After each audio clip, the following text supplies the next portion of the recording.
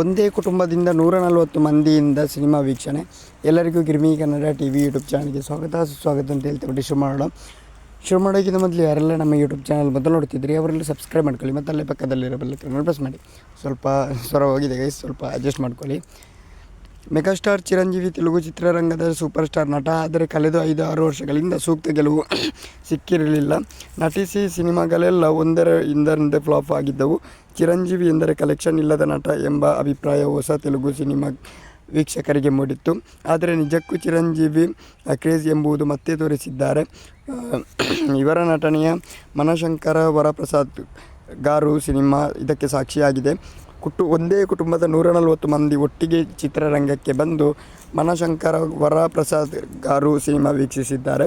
ಇದೀಗ ಸಾಮಾಜಿಕ ಜಾಲತಾಣದಲ್ಲಿ ವಿಡಿಯೋ ವೈರಲ್ ಆಗಿದ್ದು, ಒಂದೇ ಕುಟುಂಬಕ್ಕೆ ಸೇರಿದ 140 ಮಂದಿ ಒಟ್ಟಿಗೆ ಚಿತ್ರಮಂದಿರಕ್ಕೆ ಬಂದು ಮೆಗಾಸ್ಟಾರ್ ಚಿರಂಜೀವಿ ನಟನೆಯ ಮನಶಂಕರ ವರಪ್ರಸಾದ್ ಗಾರು ಸಿನಿಮಾ ವೀಕ್ಷಿಸಿದ್ದಾರೆ. ಟ್ರ್ಯಾಕ್ಟರ್, ಕಾರು, ಬಸ್ಗಳಿಂದ ಒಂದೇ ಕುಟುಂಬದ ಮಂದಿ ಚಿತ್ರರಂಗಕ್ಕೆ ಹೋಗುತ್ತಿರುವ ವಿಡಿಯೋ ಇದೀಗ ವೈರಲ್ ಆಗುತ್ತಿದೆ. ಇದಲ್ಲದೆ ಬಾಸ್ ಕ್ರೇಜ್ ಎಂಬ ಅಭಿಮಾನಿಗಳು ವಿಡಿಯೋ ಸಾಮಾಜಿಕ ಜಾಲತಾಣದಲ್ಲಿ ವೈರಲ್ ಮಾಡ್ತಿದ್ದಾರೆ. ಓಕೆ ಗೈಸ್, ಮುಂದೆ ಸಿಗೋಣ. Love you so much.